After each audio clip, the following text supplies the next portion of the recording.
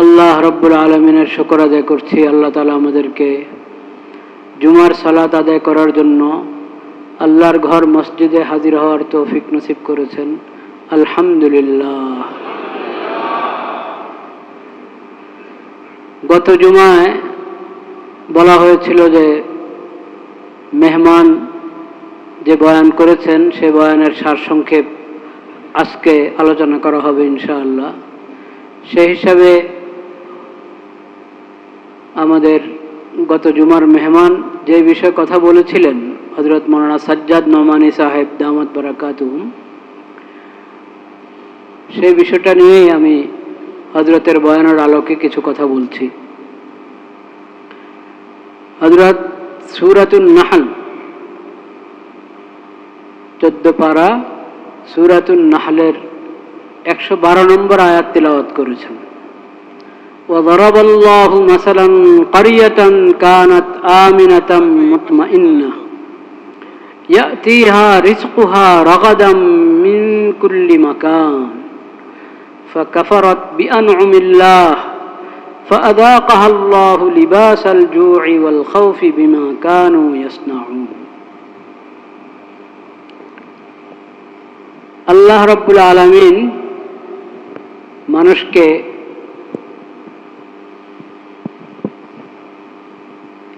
ঈমানের গুরুত্ব, আল্লাহ রাব্বুল আলামিনের নেয়ামতের শুকর আদায় করার গুরুত্ব বোঝানোর জন্য আল্লাহ তাআলা এখানে একটা দৃষ্টান্ত পেশ করেছেন। একটা জনপদ এমন ছিল একেবারে নিরাপদ, ওখানে মানুষ শান্তিতে বাস করত এবং কোনো অভাব অনটন ছিল না। প্রশস্ত রিজিক সব জায়গা থেকে হাজির হয়ে যেত, কিন্তু তারা আল্লাহর নিয়ামতের নাফরমানি করল। আল্লাহর নিয়ামতের নাফরমানি করার কারণে এই দুটো নিয়ামত হাতছাড়া হয়ে গেল। একটা ছিল আমান, নিরাপত্তা, শান্তি এবং নিরাপত্তার নিয়ামত, এটাও হাতছাড়া হয়ে গেল। ওটার পরিবর্তে ভয় আর আতঙ্ক সৃষ্টি হলো ওই জনপদে। আর হালাল প্রশস্ত রিজিক ওই জনপদের লোকেরা ভোগ করত। নাফরমানির কারণে, নাশুকরির কারণে ওই নিয়ামতটাও হাতছাড়া হয়ে গেল। এখন চারদিকে ক্ষুধা আর ক্ষুধা, অভাব আর অভাব। আল্লাহ রাব্বুল আলামিন আমাদেরকে সতর্ক করেছেন, তোমরা যদি আল্লাহর নিয়ামতের শুকর আদায় করো তাহলে এই দুইটা নিয়ামত পাবে, নিরাপত্তার নিয়ামত এবং রিজিকের নিয়ামত। আর যদি নিয়ামতের নাশুকরি করো তাহলে নিরাপত্তার জায়গায় অশান্তি এবং বিশৃঙ্খলা সৃষ্টি হবে, আতঙ্ক সৃষ্টি হবে। আর প্রশস্ত হালাল রিজিকের পরিবর্তে অভাব অনটন দেখা দিবে। এটা অনেক বড় মানদণ্ড। কোরআন কারীমে শুধু এই আয়াতে না, সূরা নাহলের 112 নম্বর আয়াতে শুধু বলা হয়েছে তা না, আরো অনেক আয়াতের মধ্যে বিভিন্ন সূরায় আল্লাহ রাব্বুল আলামিন এই বিষয়ে সতর্ক করেছেন। এমনকি 30 পারার শেষের দিকে ছোট্ট একটা সূরা, শেষ 10 সূরার দ্বিতীয় সূরা, কোরআন কারীমের শেষ 10 সূরার দ্বিতীয় সূরাটা লিইলাফি কুরাইশ, ওখানে আল্লাহ রাব্বুল আলামিন সতর্ক করেছেন, লিইলাফি কুরাইশিন ইলাফিহিম রিহলাতাশ শিতাই ওয়াস সাইফ ফালইয়াবুদু রাব্ব হাযাল বাইত আল্লাযী আত'আমাহুম মিন জু' ওয়া আমানাহুম মিন খাউফ। মক্কার মুশরিকরা নবী করিম সাল্লাল্লাহু আলাইহি ওয়াসাল্লামের দাওয়াত গ্রহণ করেনি, তাদের অনেকেই দাওয়াত গ্রহণ করেনি। প্রথম দিকে অনেকেই দাওয়াত গ্রহণ করেনি।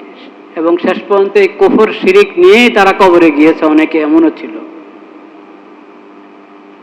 আল্লাহ রাব্বুল আলামিন তাদেরকে নেয়ামতের কথা স্মরণ করিয়ে দিয়েছেন।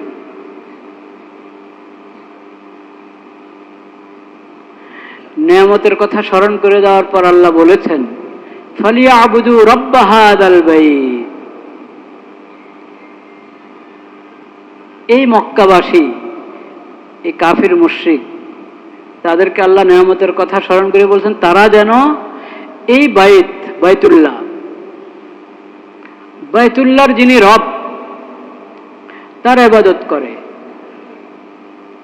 কারণ তারা যে শান্তিতে নিরাপদ ছিল এটা বাইতুল্লাহর বরকতে। মানে মুশরিক হওয়া সত্ত্বেও, কাফের হওয়া সত্ত্বেও অনেক দিন তারা নিরাপদ ছিল। কেন? ওই বাইতুল্লাহর খাদেম তারা। বাইতুল্লাহর, যে বাইতুল্লাহকে আল্লাহ হেদায়েতের কেন্দ্র বানিয়েছেন, ঈমান এবং তাওহীদের কেন্দ্র বানিয়েছেন, ওই বাইতুল্লাহর শিক্ষার সঙ্গে তাদের কোনো সম্পর্ক নাই, কিন্তু ওনারা বাইতুল্লাহর মুতাওয়াল্লি, বাইতুল্লাহর মুতাওয়াল্লি এই দাবি তাদের। তো মানুষও সে কারণে তাদেরকে সম্মান করত। বাইতুল্লাহর দোহাই দিয়ে অনেক সুবিধা ভোগ করেছে মক্কার কাফের মুশরিকরা, কিন্তু যখন হকের দাওয়াত তাদের কাছে আসলো কোনো খবর নেই, ওই দাওয়াত গ্রহণ করছে না, উল্টা নবী করিম সাল্লাল্লাহু আলাইহি ওয়াসাল্লামকে বিভিন্নভাবে কষ্ট দিয়েছে, অপবাদ দিয়েছে নবী সাল্লাল্লাহু আলাইহি ওয়াসাল্লামের উপর। কিন্তু আল্লাহ তাদেরকে আল্লাহর নিয়ামতের কথা স্মরণ করে দিয়ে বলছেন, আরে এই বাইতুল্লাহর রব রব্বুল আলামিন, আল্লাহ রব্বুল আলামিনের ইবাদত করো, তোমরা তার প্রতি ঈমান আনো, তাওহীদের রাস্তা গ্রহণ করো।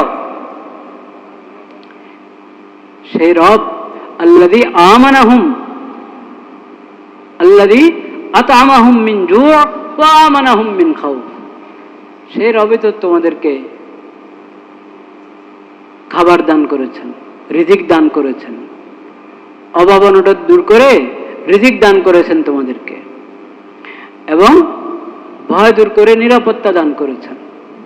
অন্যান্য জায়গা আতঙ্ক, মানুষ উঠায় নিয়ে যায় অন্যান্য জায়গা থেকে সন্ত্রাসীরা, কিন্তু বাইতুল্লাহর বরকতে তোমরা নিরাপদে আছো।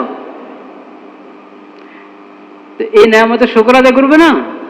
এই নেয়ামতের শুকর হলো ঈমান আনো, আল্লাহর প্রতি ঈমান এনে লা ইলাহা ইল্লাল্লাহ মুহাম্মাদুর রাসূলুল্লাহ, তাওহীদের দাওয়াত গ্রহণ করো, রিসালাতের দাওয়াত গ্রহণ করো, তাহলে নেয়ামতের শুকর আদায় হবে, তাহলে এই নেয়ামত জারি থাকবে। আর যদি নাফরমানি করতে থাকো, নেয়ামতের নাশুকরি করো না, এই রাসূলের প্রতি ঈমান আনলে আর না তাওহীদের রাস্তা গ্রহণ করলে, তাহলে মুফতে মুফতে নিরাপত্তার নেয়ামত থাকবে না, রিজিকের নেয়ামত থাকবে না, ওই নেয়ামত ছিনিয়ে নেবেন আল্লাহ তাআলা। লা ইন শাকারতুম লা আযীদান্নাকুম ওয়া লা ইন কাফারতুম ইন্না আযাবি লাশাদীদ। নেয়ামতের শুকর আদায় করবে, তাহলে আল্লাহ তাআলা নেয়ামত বাড়িয়ে দিবেন। আর নেয়ামতের নাশুকরি করবে, তাহলে আল্লাহর শাস্তি অনেক কঠিন। সেই শাস্তির শুরু হলো নেয়ামত ছিনিয়ে নেবেন, নেয়ামতের বরকত নষ্ট করে দিবেন, নেয়ামতের বরকত নষ্ট করে দেবেন। মেহমান প্রথমে এই আয়াতগুলো দিয়ে ওনারা আলোচনা শুরু করেছেন। এরপরে বলেছেন বাংলাদেশে বিভিন্ন হালাত গিয়েছে, পিছনের অনেক বছর অনেক হালাত গিয়েছে, কিন্তু আমার জানা মতে এখন তুলনামূলক ভালো অবস্থা, ভালো হালাত,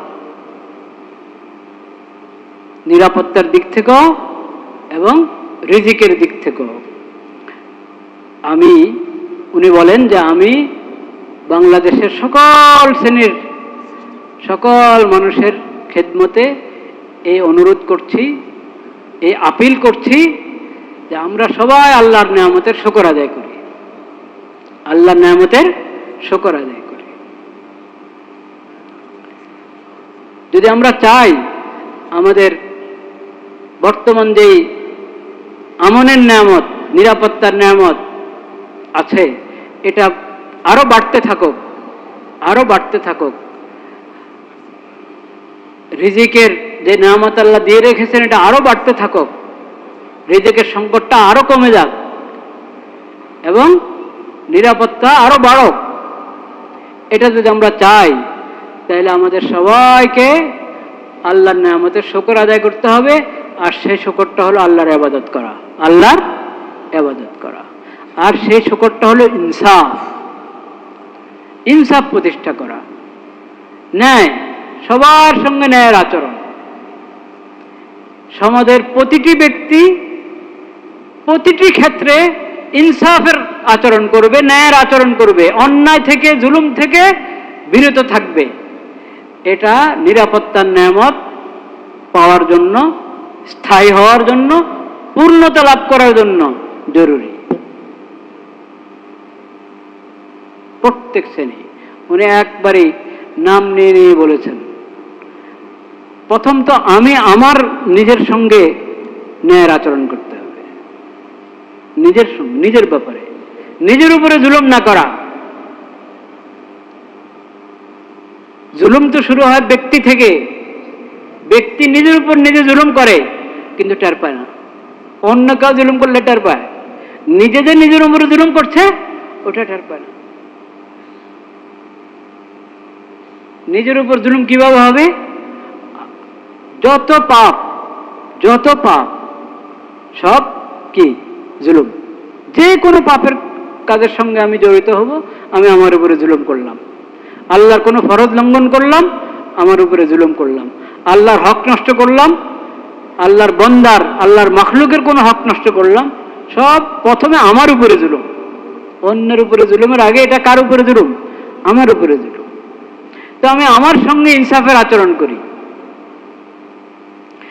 আমার স্ত্রীর সঙ্গে ইনসাফের আচরণ করি, সন্তানের সঙ্গে ইনসাফের আচরণ করি, আমার প্রতিবেশীদের সঙ্গে ইনসাফের আচরণ করি, সমাজের অন্যান্য সদস্যদের সঙ্গে ইনসাফের আচরণ করি, আত্মীয় স্বজনের সঙ্গে ইনসাফের আচরণ করি, মা বাবার সঙ্গে তো বটেই। প্রত্যেকে অন্যের সঙ্গে ইনসাফের আচরণ করবে। এটা প্রত্যেক পেশার মানুষ এবং প্রত্যেক শ্রেণীর মানুষ, সবার দায়িত্ব ইনসাফের আচরণ করা অন্যের সঙ্গে। দোকানদার গ্রাহকের সঙ্গে ইনসাফের আচরণ করবে, গ্রাহক দোকানদারের সাথে ইনসাফের আচরণ করবে। শাসক জনগণের সঙ্গে ইনসাফের আচরণ করবে, জনগণ শাসকের সঙ্গে ইনসাফের আচরণ করবে।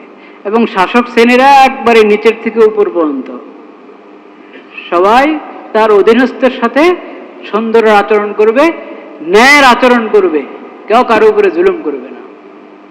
লা তাযালামু, একে অপরের উপরে জুলুম করবে না, কেউ কারো গীবত করবে না, কেউ কাউকে কষ্ট দিবে না, সবাই সবার হক আদায় করো। ওয়া কুনু ইবাদাল্লাহি ইখওয়ানা, এই হাদিসে অনুদ্ধৃত করেছেন।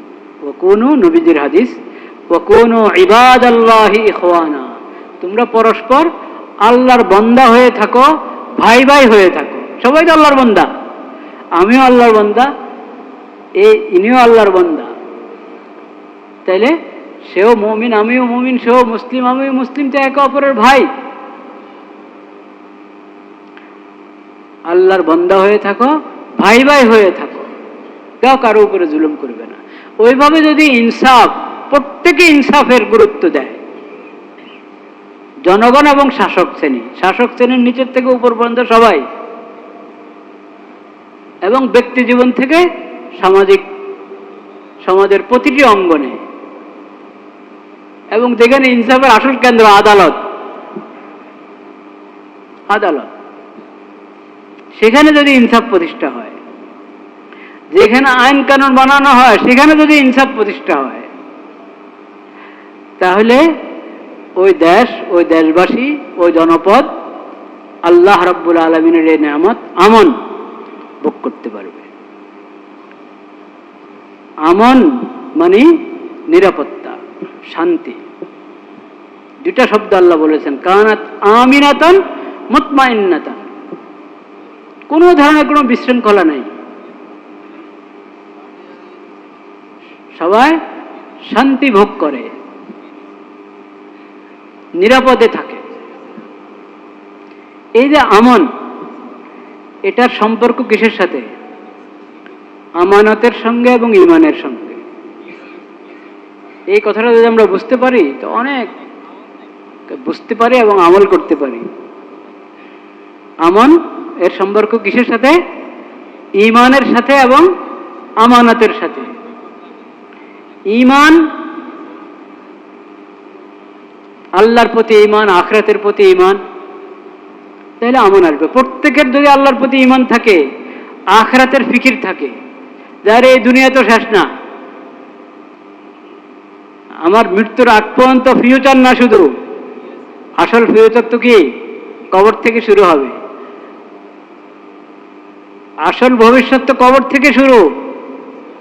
মौत को समझा है गाफिल इख्तिताम जिंदगी, मौत है सुबह दवा में, दर हकीकत मौत है सुबह दवा में जिंदगी।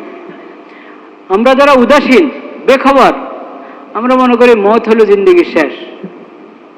মানুষ বিরক্ত হয়ে অনেক সময় বলে, আরে যদি মরে যেতাম ভালো ছিল, যদি মরে যেতাম ভালো ছিল। কেউ তো আত্মহত্যা করে ফেলে, মনে করে যে মৃত্যুর পরে ঘটনা শেষ। মৃত্যুর পরে তো এমন এক জিন্দেগি শুরু হচ্ছে, যে জিন্দেগি শুরু আছে কিন্তু কি নাই, শেষ নাই। স্থায়ী জীবন, যেটা শুরু আছে, শেষ নাই, ওই জীবনের শুরু হলো মৌত, মৃত্যু। এজন্য মৃত্যুর বিরক্ত হয়ে মৃত্যুর আশা করা, মৃত্যুর কি বলে তামান্না করা, কবে মরব, এটা নিষেধ। হাদিস শরীফে নিষেধ এসেছে এটার উপর। নবী করিম সাল্লাল্লাহু আলাইহি ওয়াসাল্লাম নিষেধ করেছেন। বরং বলতে হবে, আল্লাহ আপনি আমাকে সুন্দর মৃত্যু দান করেন। আল্লাহুম্মা ইন্নী আসআলুকা ঈশাতান নাকিয়্যা ওয়া মিতাতান সাবিয়্যা ওয়া মারাদ্দান গায়রা মুখজিন ওয়ালা ফাযিহ। কেমন প্রিয় নবীর প্রিয় দোয়া, প্রিয় নবীর প্রিয় দোয়া, কেমন সুন্দর দোয়া শিখিয়েছেন আমাদেরকে। আল্লাহুম্মা ইন্নী আসআলুকা ঈশাতান নাকিয়্যা, হে আল্লাহ আমি আপনার কাছে পবিত্র জীবন কামনা করি, আমার জীবনটা, জিন্দেগিটা যাতে সুন্দর হয়, পাপ মুক্ত হয়। ঈশাতান নাকিয়্যা ওয়া মিতাতান সাবিয়্যা, আমার মৃত্যুটা যাতে সুন্দর হয়। ওয়া মারাদ্দান গায়রা মুখজিন ওয়ালা ফাযিহিন, আমার শেষ ঠিকানা যাতে এমন হয় যে ওখানে কোনো ধরনের লাঞ্ছনা নাই, কোনো বঞ্চনা নাই। আমার শেষ ঠিকানা যেন এমন হয়। যদি জিন্দগিও সুন্দর না, মৃত্যুও সুন্দর না, কবরও সুন্দর না, হাসরও সুন্দর না, তাহলে আমার থেকে বেহুদা আর বঞ্চিত তো আর কেউ হতে পারে না। তো তুমি সুন্দর মৃত্যুর আশা করো আল্লাহর কাছে, ওটার জন্য আল্লাহকে বলো। এবং বিরক্ত হয়ে মৃত্যু কেন চাচ্ছ? তুমি আল্লাহর কাছে নেক হায়াত কামনা করো, নেক হায়াত কামনা করো আল্লাহর কাছে। কি কারণে বিরক্তি এসেছে তোমার মধ্যে? বিরক্তিটা কেন এসেছে? নিশ্চয় কোনো পাপের কারণে, জুলুমের কারণে, অন্যায়ের কারণে। সে অন্যায় থেকে তওবা করো, সে জুলুম থেকে তওবা করো, নিজেকে শুধরাও। তখন আর দেখেন, মৃত্যু কিন্তু কারোর জন্য চায় আল্লাহর নেক বান্দারা, আল্লাহ আর কতদিন দুনিয়াতে থাকবো, এবার আপনাকে দেখতে চাই, আমাকে আপনার কাছে নিয়ে যান। এটা এজন্য মানুষ আশা করে। আরেকটা হলো দুনিয়ার উপর বিরক্ত হয়ে গেছে। দুনিয়ার উপর বিরক্ত হওয়ার কি? তুমি নিজেকে দুনিয়া বানাইছো কেন? দুনিয়ার যত ময়লা সব নিজের মধ্যে এনেছো, এখন আর ভালো লাগে না। নতুবা আমার জীবনটা যদি সুন্দর হয় তো বিরক্ত হওয়ার কোনো কারণ নাই। আমি তো এই জমিনে আছি আল্লাহর বান্দা হিসেবে, এই জমিনে আছি আখিরাতের প্রস্তুতি নেওয়ার জন্য। আখিরাতের প্রস্তুতি, জান্নাতের প্রস্তুতি নেওয়ার জন্য যে দুনিয়াতে আছে, সে কখনো বিরক্ত হবে নাকি? বিরক্ত হবে না। মুসিবত আসতে পারে, মুসিবত আসলে তো বলবো ইন্না লিল্লাহি ওয়া ইন্না ইলাইহি রাজিউন। কত পেরেশানি আসে, পেরেশানি আসলে তো বলবে আল্লাহুম্মা ইন্নী আউযু বিকা মিনাল হাম্মি ওয়াল হুজনি ওয়া আউযু বিকা মিনাল আজজি ওয়াল কাসালি ওয়া আউযু বিকা মিনাল জুবনি ওয়াল বুখলি ওয়া আউযু বিকা মিন গালাবাতিদ দাইনি ওয়া কাহরির রিজাল। সকাল সন্ধ্যায় পড়ো, সকাল সন্ধ্যায় পড়ো, সব পেরেশানি দূর করে দিবেন আল্লাহ তাআলা। আবু উমামা রাদিয়াল্লাহু তাআলা নামে এক সাহাবী, আবু দাউদ শরীফের হাদিস, আরো কিতাবে আছে। আবু উমামা রাদিয়াল্লাহু তাআলা নামে এক সাহাবী, উনি মসজিদে বসে আছেন। চেহারা থেকে বোঝা যায় পেরেশান, কষ্ট। নবী করিম সাল্লাল্লাহু আলাইহি ওয়াসাল্লাম বললেন, এখন তো কোনো নামাজের সময় না, তুমি এখানে বসে আছো, মানে নামাজের সময় না, আর কোনো যে দ্বীনি কাজ হচ্ছে, তালিম হচ্ছে,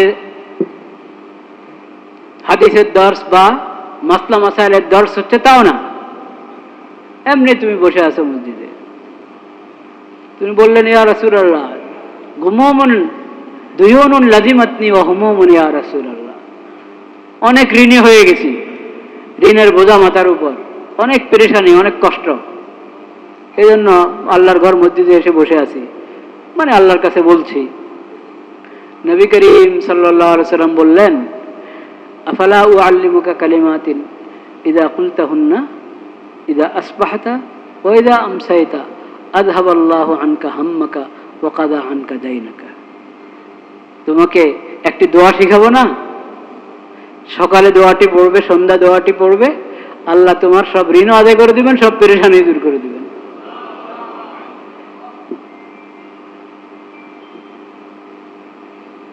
লা ইলাহা ইল্লাল্লাহ। নবী করিম সাল্লাল্লাহু আলাইহি সাল্লাম বললেন, ওই সাহাবী বলছেন, আবু উমর রাদিয়াল্লাহু বলছেন,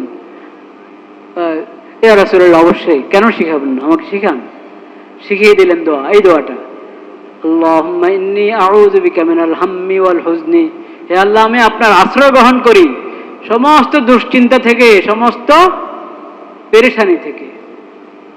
এই দুশ্চিন্তা এক বেহুদা এক জিনিস, দুশ্চিন্তায় পেরেশান। দুনিয়াতে সবচেয়ে বেহুদা, সবচেয়ে ফালতু জিনিস হলো দুশ্চিন্তা। কেন, কি কারণে তুমি দুশ্চিন্তায় লিপ্ত হবে? তুমি তো আল্লাহর বান্দা, আল্লাহর মাখলুক, আল্লাহর প্রতি তোমার ঈমান আছে। আল্লাহর দরবারে হাত উঠাও, নামাজে দাঁড়াও, আল্লাহর দিকে রুজু করো, কোরআন তেলাওয়াত শুরু করো। হাজার পেরেশানি থাকুক, কোরআন তেলাওয়াত শুরু করো, পেরেশানি কোথায় চলে যাবে দেখো। জিকির শুরু করো, পেরেশানি চলে যাবে।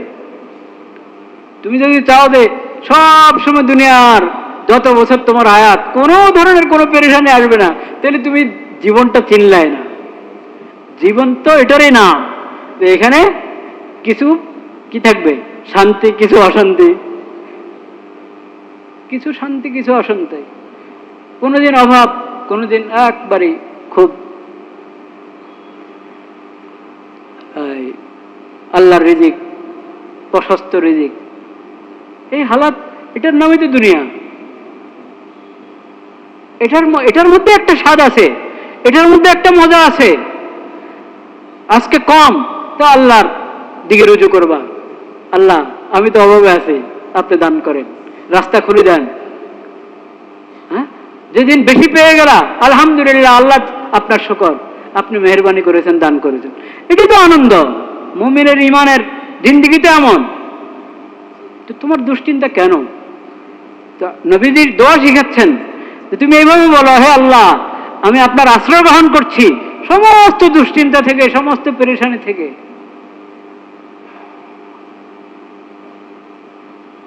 মিনাল হাম্মি ওয়াল হুজনি ওয়া আউযু বিকা মিনাল আজজি ওয়াল কাসালি, সকল অলসতা থেকে আমি আপনার কাছে আশ্রয় গ্রহণ করছি, এবং নির্বোধ হওয়া থেকে আপনার আশ্রয় গ্রহণ করছি। আমি নির্বোধ হয়ে বেকার বেউদার মতো পড়ে থাকো কেন?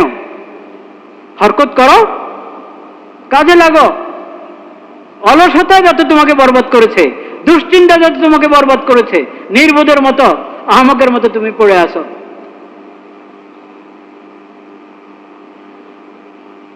ওয়া আউযু বিকা মিনাল আজজি ওয়াল কাসাল ওয়া আউযু বিকা মিনাল জুবনি ওয়াল বুখলি। আমি কৃপণতা থেকে আল্লাহর কাছে আশ্রয় গ্রহণ করছি এবং ভীরুতা থেকে আল্লাহর কাছে আশ্রয় গ্রহণ করছি। ভীরু হয়ে পড়ে আসো, এইগুলা হলো ব্যাধি। দুশ্চিন্তা, খামাখা পেরেশানি করা, তারপরে আপনার এই আশঙ্কা, কত আশঙ্কা। আরে আল্লাহর নেয়ামতের শুকর আদায় করো, আল্লাহর আশ্রয় গ্রহণ করো, সব আশঙ্কা দূর হয়ে যাবে। আশঙ্কা, আরে কি বিপদানে আসলে কি হয় না কি হয়, কেন? আল্লাহর কাছে আশ্রয় গ্রহণ করো। এই যে ভীরতা, কৃপণতা এবং অলসতা এবং নির্বোধ হওয়া, এগুলো সব ব্যাধি। এই ব্যাধিগুলো দূর করতে হবে, ব্যাধি দূর করার চেষ্টা করতে হবে, আল্লাহর কাছে আশ্রয় গ্রহণ করতে হবে। এরপরে শেষ কথা কি? মিনাল জুবনি ওয়াল বুখলি ওয়া আউযু বিকা মিন গালাবাতিদ দাইনি ওয়া কাহরির রিজাল। হে আল্লাহ, ঋণের বোঝা থেকে আপনি আমাকে রক্ষা করেন। এক তো খামাখা ঋণ না করি, ঋণ করার জরুরত যাতে আমার না হয়, আর ঋণ হয়ে গেলে দ্রুত আদায় করার ব্যবস্থা করে দেন আল্লাহ তাআলা। হে আল্লাহ, আমাকে ঋণের বোঝা থেকে আপনি রক্ষা করেন এবং মজলুম হওয়া থেকে রক্ষা করেন। মজলুম হওয়া থেকে রক্ষা করেন। আরেকজন আমার উপরে চেপে বসবে, আমার প্রতিবেশী হোক, ঊর্ধ্বস্থান হোক, আমার উপরে চেপে বসবে, আমি তার সামনে মজলুম হব, হ্যাঁ হব, এরকম যেন না হয়। আল্লাহ, আপনি আমাকে হেফাজত করেন। এইভাবে আল্লাহর কাছে বলো। তো আবু উমামা রাদিয়াল্লাহু তাআলা আনহু বলছেন, আমি কিছুদিনে আমল করলাম সকাল এবং সন্ধ্যা। আল্লাহুম্মা ইন্নী আউযু বিকা মিনাল হাম্মি ওয়াল হুজনি ওয়া আউযু বিকা মিনাল আজজি ওয়াল কাসালি ওয়া আউযু বিকা মিনাল জুবনি ওয়াল বুখলি ওয়া আউযু বিকা মিন গালাবাতিদ দাইনি ওয়া কাহরির রিজাল। এই আমল করলাম সকাল সন্ধ্যা। কিছুদিন পরে দেখলাম আল্লাহ তাআলা আমার সব ঋণ আদায় করে দিলেন। সব ঋণ আদায় হয়ে গেল, সব ঋণ আদায় হয়ে গেল, সব পেরেশানিও শেষ। এই আমন এর সম্পর্ক ঈমানের সাথে। আল্লাহর প্রতি, আখিরাতের প্রতি যার ঈমান আছে সে নিরাপদ থাকবে। সে কিন্তু ঈমানের হক আদায় করতে হবে। ঈমানের সবচেয়ে বড় হক কি বলেন? ওহো, ঈমানের সবচেয়ে বড় হক, ঈমানের সবচেয়ে বড় দাবি, ঈমানের সবচেয়ে বড় দাবি আল্লাহর হক আদায় করো, আল্লাহর মাখলুকের হক কি করো? আদায় করো। ঈমানের সবচেয়ে বড় দাবি আমানত রক্ষা করো। আমানতের খেয়ানত করবে না, কোন ধরনের দুর্নীতি করবে না, সব ধরনের দুর্নীতি থেকে বেঁচে থাকো, আমানতের হেফাজত করো, আমানত যথাযথ আদায় করো, তোমার ডিউটি যথাযথ আদায় করো, অন্যের হক যথাযথ আদায় করো, অন্যের ক্ষতি করবে না, অন্যের ক্ষতি করবে না। জাতীয় পর্যায়ের ক্ষতি হলে একবার জাতীয় পর্যায়ের পাপ, ব্যক্তির ক্ষতি করলা ব্যক্তি পর্যায়ের পাপ। কারো ক্ষতি করবে না, কারো হক নষ্ট করবে না, কোনো ধরনের খেয়ানত করবে না। আমানত, এই আমানত ব্যাপক অর্থে, ব্যাপক অর্থে কিন্তু আমানত যদি আমরা হেফাজত করতে পারি, সব ধরনের দুর্নীতি থেকে বেঁচে থাকতে পারি, তখন দেশের মধ্যে নিরাপত্তা এবং শান্তি শৃঙ্খলা ফিরে আসবে এবং প্রতিষ্ঠিত হবে, স্থায়ী হবে। আর যদি দুর্নীতি চলতে থাকে, জুলুম চলতে থাকে, আমানত রক্ষা হয় না, তাহলে কিন্তু নিরাপত্তা আসবে না। আমানের সম্পর্ক কিসের সাথে বলেন? ঈমানের সাথে এবং আমানতের সঙ্গে। শান্তি, শান্তির আরবি কি? আমন তো নিরাপত্তা, শান্তির আরবি কি? সিলম। কে? সিলম, সিন লাম মিম, শান্তি। শান্তির সম্পর্ক ইসলামের সাথে। শান্তির সম্পর্ক কিসের সাথে? ইসলামের সাথে।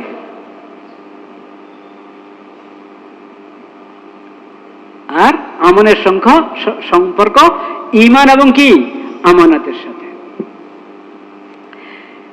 লা ইলাহা ইল্লাল্লাহ। তো আল্লাহ রাব্বুল আলামিন আমাদের একবার এই দেশের বড় ব্যক্তি থেকে নিয়ে ছোট ব্যক্তি পর্যন্ত, ব্যক্তি জীবন থেকে নিয়ে রাষ্ট্রীয় জীবন পর্যন্ত সব জায়গায় আমাদেরকে ঈমান এবং আমানত রক্ষা করার তৌফিক নসিব করেন। আল্লাহর বিধানের সামনে নত হওয়ার তৌফিক নসিব করেন। আল্লাহর বিধানগুলো মেনে নেওয়ার আল্লাহ তাআলা তৌফিক দান করেন। তাহলেই আমরা দেশের মধ্যে শান্তি শৃঙ্খলা পাবো, নিরাপত্তা পাবো এবং হালাল প্রশস্ত রিজিক পাবো। দ্বিতীয় আরেকটি কথা উনি বলেছেন, জুমার দিনের শিক্ষা। আরো দুইটা কথা ওনার আছে, দুটোটা আমি সংক্ষেপে বলে দিচ্ছি ইনশাআল্লাহ। প্রথম কথা তো বললাম একটু বিস্তারিত, আরো দুইটা কথা গুরুত্বের সাথে উনি বলেছেন। একটা হলো জুমার দিনের শিক্ষা। জুমার দিন সবাই ঘর থেকে বের হয়ে আসি, ঠিক কিনা? গোসল করে, নতুন কাপড় পরে, খুশবু লাগিয়ে মসজিদে আসি, আবার আল্লাহর নামাজ আদায় করে ইবাদত করে মসজিদ থেকে ফিরে যাই কর্মস্থলে বা বাসায়, ঠিক কিনা? এটা তো আমল, জুমার দিনের আমল। কিন্তু এটার মধ্যে আমাদের জন্য একটা ছোট্ট শিক্ষাও আছে। সেটা ছোট্ট শিক্ষা বলেন আর বড় শিক্ষা বলেন, একটা শিক্ষাও আছে এটার মধ্যে। সেটা কি? জুমার দিন আমাদেরকে আমাদের কবরের জিন্দেগি এবং হাসরের জিন্দেগি স্মরণ করিয়ে দেয়। কিভাবে স্মরণ করিয়ে দেয়? এই যে গোসল করে আসলাম ঘর থেকে, জুমার দিন গোসল করি না কিনা? সবাই তো গোসল করি। গোসল করা সুন্নত মুআক্কাদা, পরিষ্কার হয়ে গোসল করে আসা।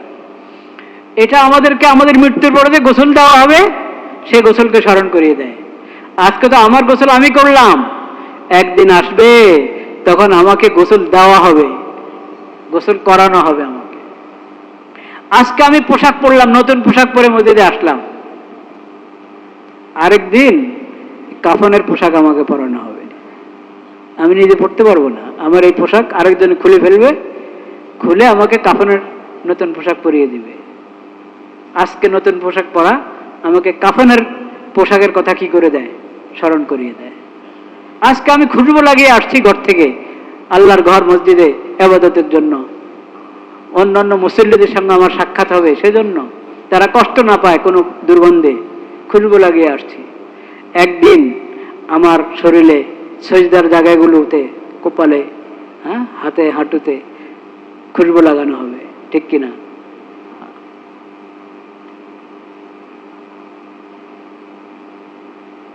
আমি লাগাতে পারবো না খুশবু, আমাকে অন্য খুশবু, আরেক ব্যক্তি খুশবু লাগিয়ে দিবে। আসলাম মসজিদে, ফিরে যাব বাসায় বা কর্মস্থলে ফিরে যাব, একদিন আসবে আমার ইচ্ছা মতো আর আমি ফিরে যেতে পারবো না। আমাকে আমার মহব্বতের মানুষরাই কাফন পরিয়ে জানাজা করে মাটির নিচে দাফন করে দিবে। ওই ঠিকানা, ওই ঘরে চলে যেতে হবে। আসল ঠিকানা, স্থায়ী ঠিকানা। কবর হলো স্থায়ী ঠিকানার শুরু। স্থায়ী ঠিকানা কি? শুরু। ওখানে নিয়ে যাবে। তো প্রতিদিন জুমার সময় আমরা জুমার প্রস্তুতি নিয়ে আসার সময় যদি এরকম কবরকে স্মরণ করি, মৃত্যুকে স্মরণ করি, তাহলে আমাদের জিন্দেগিটা আরো সুন্দর হবে কিনা? আরো সুন্দর হবে। এই বিষয়টার প্রতি উনি আমাদেরকে দৃষ্টি আকর্ষণ করেছেন। শেষ কথা যেটা উনি বলেছেন, সেটা আমি গত জুমায় আরবি খুতবাতে ওনার কথাকে বিস্তারিত বলেছি। সেটা হলো প্রতিবেশীর হক। কি? ওই যে বললাম না, আল্লাহর হক এবং আল্লাহর মাখলুকের হক। আল্লাহর মাখলুক তো অনেক শ্রেণী, অনেক শ্রেণী, সবার হক আছে। প্রতিবেশীর হক সম্পর্কে কোরআন কারিমে আল্লাহ রাব্বুল আলামিন এত বলেছেন, এরপরে আবার কোরআনের এতগুলো আয়াতের পরও জিবরিল আলাইহিস সালাম, ফেরেশতা জিবরাইল যখন আসতেন নবী করিম সাল্লাল্লাহু আলাইহি সাল্লামের কাছে, সব সময় প্রতিবেশীর হক আদায়ের ব্যাপারে তাকিদ করতেন, উম্মতকে বোঝানোর জন্য বিষয়টা তাকিদ করতেন। নবী করিম সাল্লাল্লাহু আলাইহি সাল্লাম নিজের আমলের মাধ্যমে, নিজের বাণীর মাধ্যমে, শিক্ষার মাধ্যমে প্রতিবেশীর হক সাহাবায়ে কেরামের মধ্যে প্রতিষ্ঠিত করেছেন। আফসোসের বিষয়, এখন এটার চর্চা আমাদের মধ্যে একটু কমে গেছে। একটু কি? অনেকটুকু কমে গেছে। আল্লাহ আমাদেরকে ক্ষমা করেন। উনি বললেন যে আমরা একটা ফিকির শুরু করেছি যে প্রতিবেশীর হককে জিন্দা করার জন্য, জাগ্রত, এই বিষয়ে আমরা একে অপরকে জাগ্রত করার জন্য একটা মেহনত আমরা শুরু করেছি যে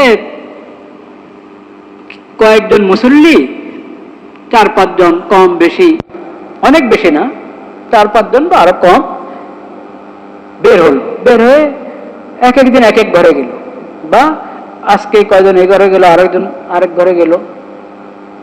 বাস গিয়েই প্রথমে কথা বলা শুরু করবে না, গিয়ে সময় চাবে, সময় চাবে, একটু সামান্য কথা, আমরা আপনার প্রতিবেশী, সেই প্রতিবেশী হওয়ার সম্পর্কে আমরা আপনার সাথে একটু সাক্ষাৎ করতে চাচ্ছি, সামান্য সময় একটু সাক্ষাৎ করব, আপনি যখন সময় দেন।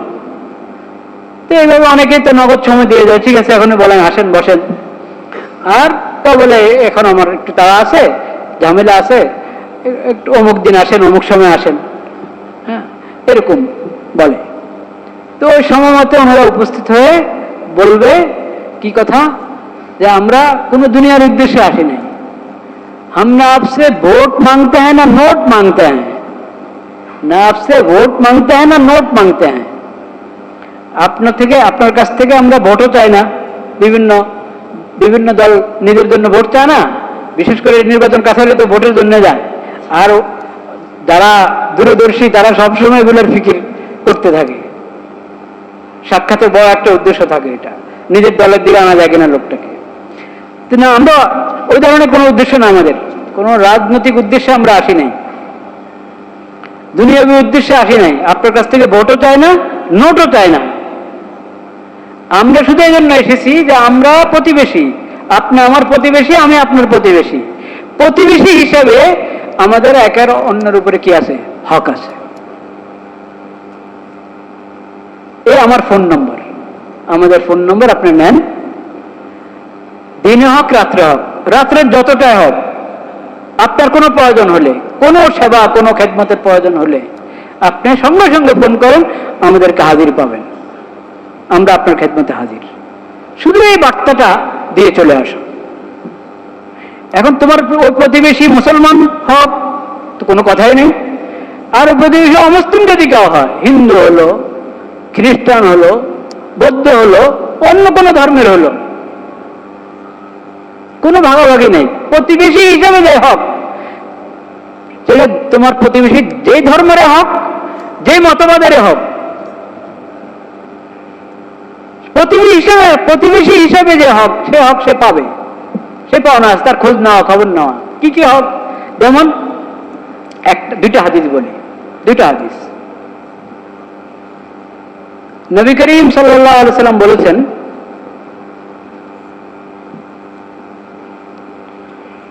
আবু শুরাইহ রাদিয়াল্লাহু তাআলা নবীর হাদিস বর্ণনা করেছেন, ওয়াল্লাহি লা ইউমিনু, ওয়াল্লাহি লা ইউমিনু, আল্লাহর কসম মুমিন হতে পারে না।